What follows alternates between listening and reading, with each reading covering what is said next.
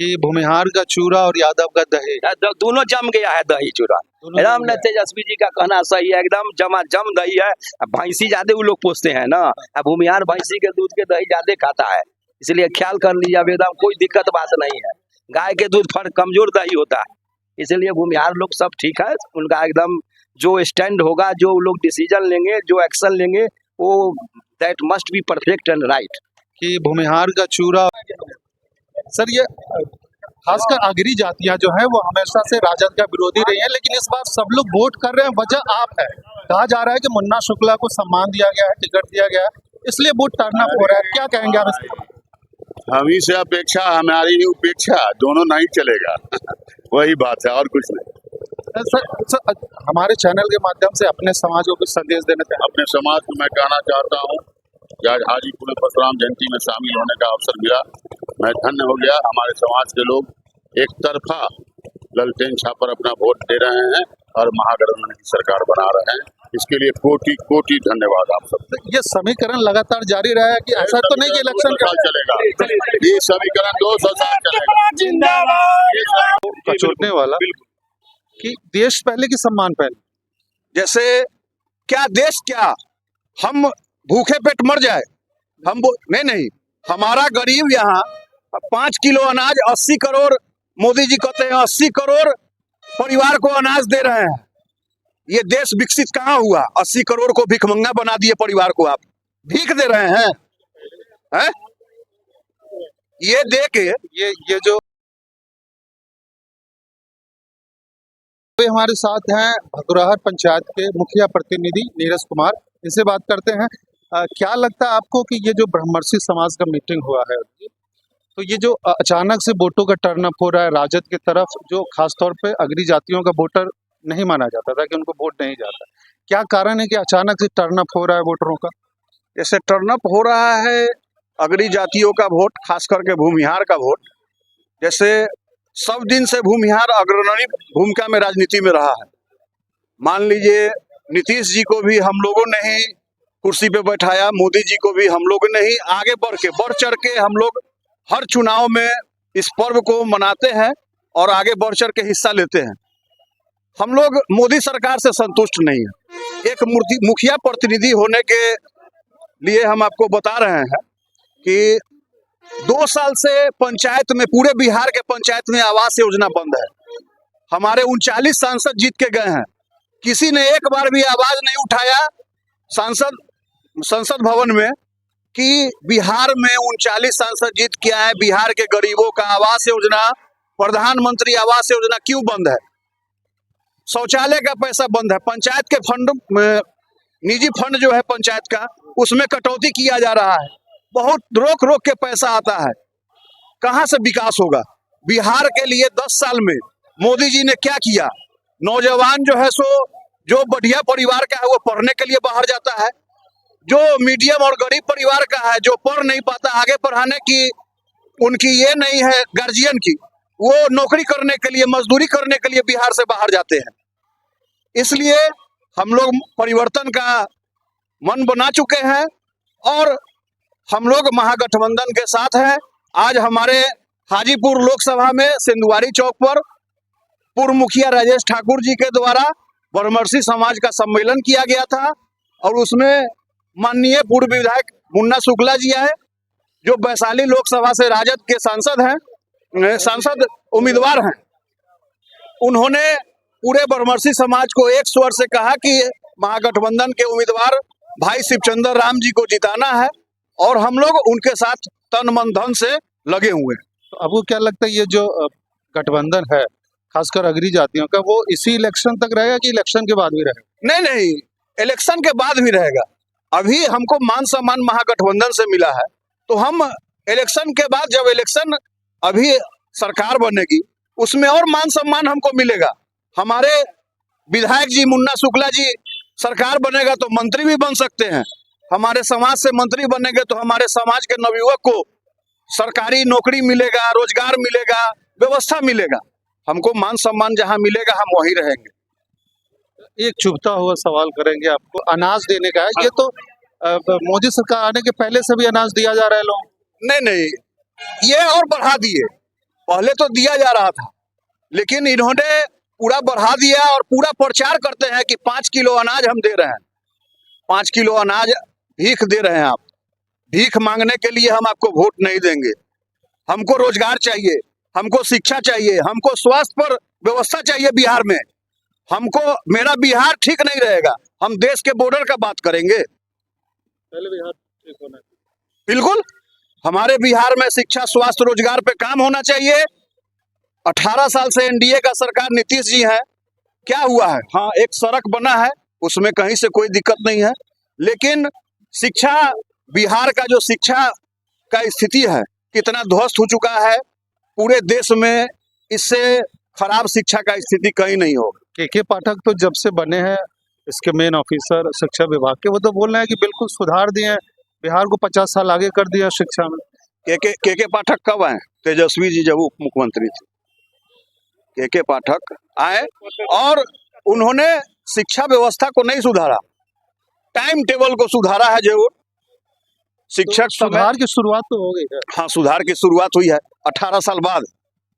एक बात और करना चाहेंगे, इससे पहले भी जिस गठबंधन की आप बात कर रहे हैं, तो इससे पहले भी ये गठबंधन की सरकार थी लगभग 15 साल तक। उस समय भी कोई रोजगार नहीं दिया गया, बेरोजगारी भीषण चरम पे थी। और बीच में नीतीश कुमार आए, उन्होंने दिया नहीं। तो ये 17 महीने में नीतीश कुमार का ये कहना है कि जो रोजगार मिला है वो हमारा देन है, हमारा विजन है, इसलिए रोजगार मिला है, क्योंकि चीफ मिनिस्टर हम थे। तेजस्वी यादव का इसमें कोई योगदान नहीं, क्या कहें? अभी तक 18 साल से क्या कर रहे थे? अभी से 18 साल तक 17 महीना में ही क्यों हुआ ये काम? क्योंकि उनसे करवाया गया और उप मुख्यमंत्री तेजस्वी जी द्वारा करवाया गया, उस समय के जो उप मुख्यमंत्री थे। 18 साल में जो काम नहीं हुआ वो 17 महीने में हुआ, क्यों? कभी पूछिएगा उनसे, क्यों कोई रोक के रखा था क्या? 2005 से 2023 तक उनको रोक के रखा था कि नहीं, नौकरी नहीं देना है बिहार के नौजवान को? कोई रोका तो नहीं था। मतलब मजदूर बना के रखना है, क्या उद्देश्य था सरकार का? आप क्या आरोप लगाना? यहाँ सबसे मेन मुद्दा शिक्षा होना चाहिए। शिक्षा अगर पूरी तरह से व्यवस्था शिक्षा का रहेगा, कोई भी आम परिवार आज कहीं पढ़ाएगा, उसको 10,000 का महीना एक बच्चा को पढ़ाने में लगता है। अगर सरकारी शिक्षा व्यवस्था सही रहेगा तो ये पैसा नहीं लगेगा, शिक्षा बढ़िया से बच्चे को मिलेगा, और जो शिक्षा ग्रहण कर लेगा वो बेरोजगार नहीं रहेगा, वो रोजगार मिलेगा। इस बार जो आपका तबका है वो क्या देख के, क्या उद्देश्य के तहत दे रहा है इस बार वोट? चाहे जिस गठबंधन, जैसे हम लोग तो वोट दे रहे हैं, अभी 17 महीने के सरकार में 5.5 लाख युवाओं को नौकरी मिला है। आगे आने वाले समय में सरकार बनता है तो वादा, मान वो बोल रहे हैं जो चुनावी वादा होता है, तेजस्वी जी ने बोला है 1 करोड़ युवाओं को नौकरी मिलेगा 15 अगस्त को। उन्होंने जो वादा किया था 10 लाख नौकरी का, तो उप मुख्यमंत्री रहते हुए 5.5 लाख नौकरी दे दिया।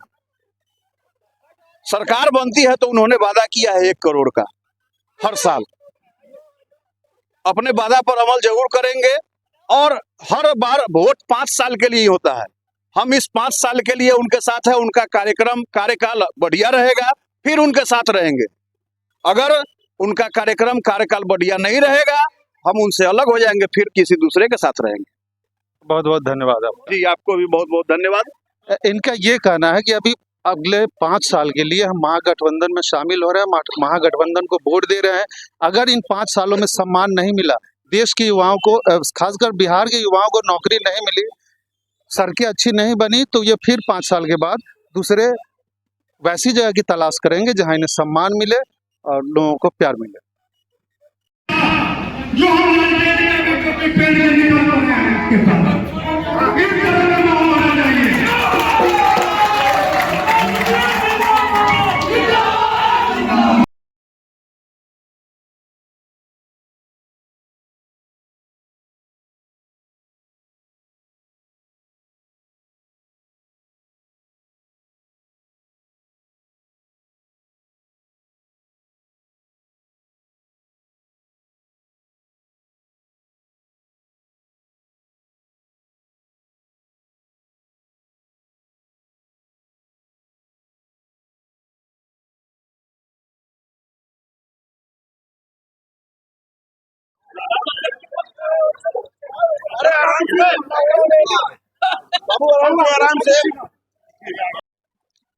नमस्कार। अभी हम बिहार के वैशाली जिला के जिला मुख्यालय हाजीपुर में है और हाजीपुर के जिला न्यायालय में है।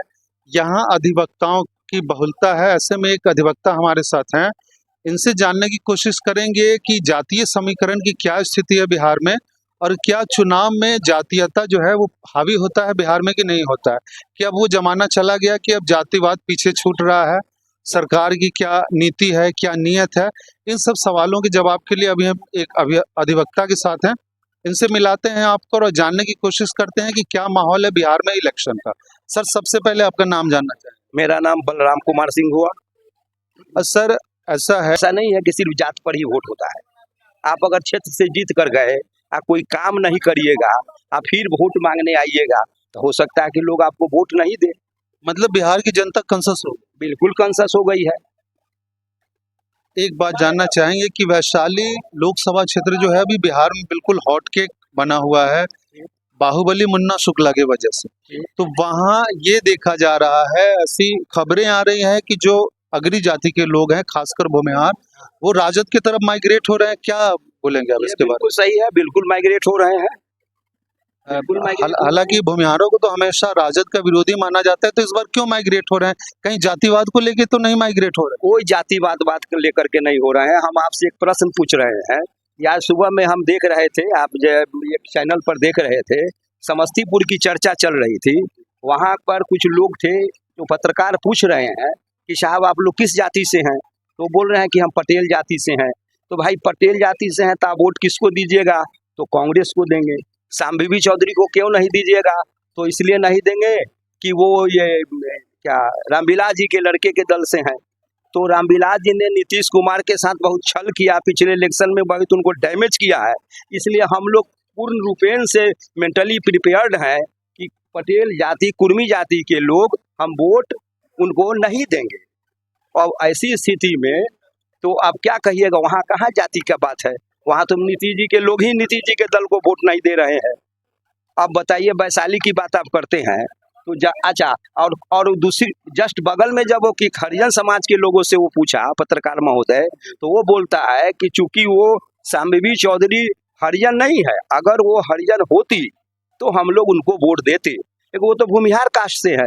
लेकिन वो तो अशोक चौधरी की बेटी है और रिजर्व सीट पे खड़ी है। हमारी बात सुनिए, तो जब भूमिहार कास्ट के होने के कारण अगर आप उसको वोट नहीं देते हैं, तो वैशाली के भूमिहार को विवेक शून्य मत समझिए। वो लोग अपने विवेक से काम करेंगे।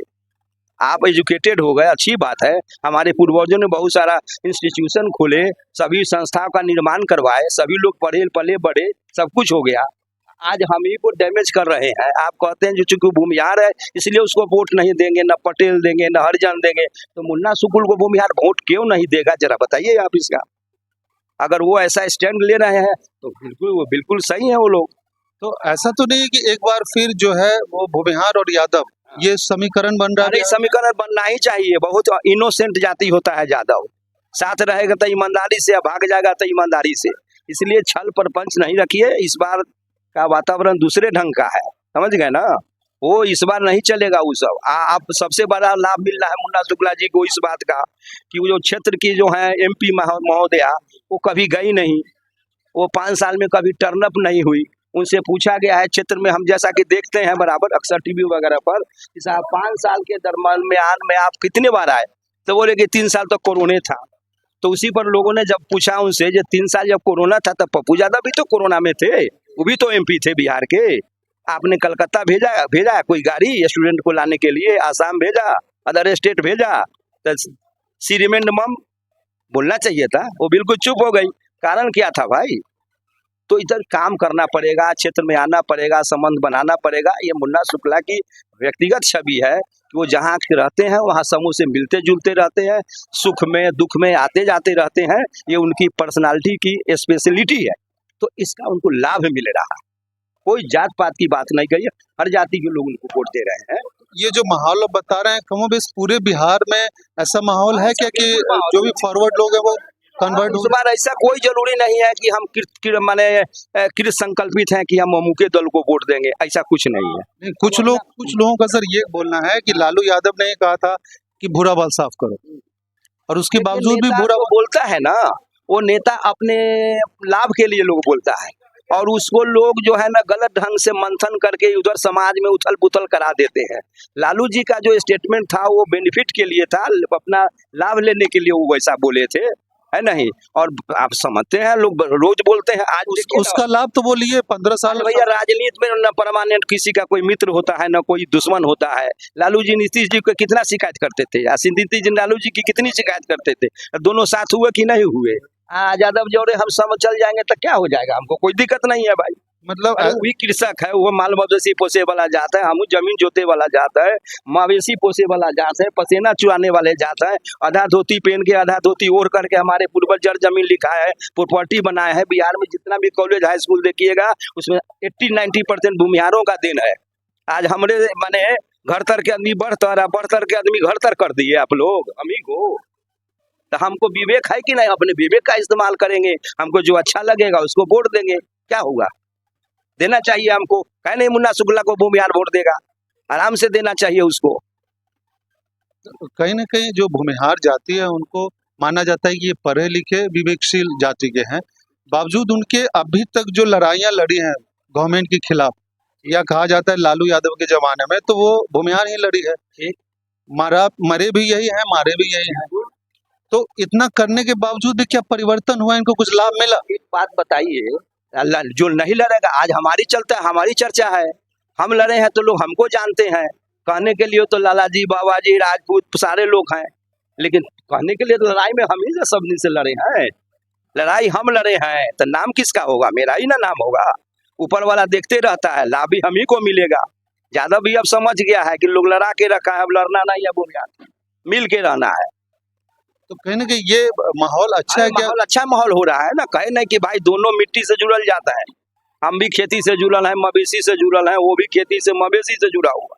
अब परिस्थिति में लोग इधर उधर कर देते हैं, नेता लोग तो बोल देते हैं भाई, नेता का काम है कुछ बोल के बेनिफिट ले लेना, उससे बहुत उनका बहुत फार साइटेड, और उसका ही नहीं रहता कि वो तो अंदर तक की बात करते हैं। वो लोग वो बेनिफिट लेना था, अपना बोले, नेताजी बोले, लेकिन 9-6 नहीं रहता है। वो लालू जी बोल के थोड़ा फक्कर है कि हृदय के खराब आदमी नहीं। एक चलते चलते एक सवाल और करना चाहेंगे कि पिछली बार एनडीए ने 40 में से 39 सीटें ली थी, इस बार कितना दे रहे हैं? किसको? एनडीए को। एनडीए को भाई देखिए, एनडीए को तो घाटा होगा ना इस बार। वो नीतीश जी को न ले लिए ना, यही उनसे गड़बड़ी हो गई। नीतीश जी को छोड़ के रहते तो उनको फायदा होता। Due to Nitish Kumar he will lose so many seats. ये आप रिजल्ट देखिए। तो कहीं ना कहीं ये जातीय समीकरण को बैलेंस करने के लिए एनडीए में तो नहीं मिला लोग समझना ही नहीं समझ रहा है लोग। अब सब लोग पढ़ा लिखा हो गया, समझदार हो गया। जब वहाँ के हरिजन कह सकते हैं समस्तीपुर के सांबवी चौधरी भूमिहार है, हम उसको वोट नहीं देंगे, तो फिर वैशाली का भूमिहार क्या सोचेगा। उसको इतना इलिटरेट मत समझिए, समय का मारा हुआ है। समय सकेता पाई के अब बिकधर हो गए मौन, ये दादुर बख्ता भय मोह बतावे कौन।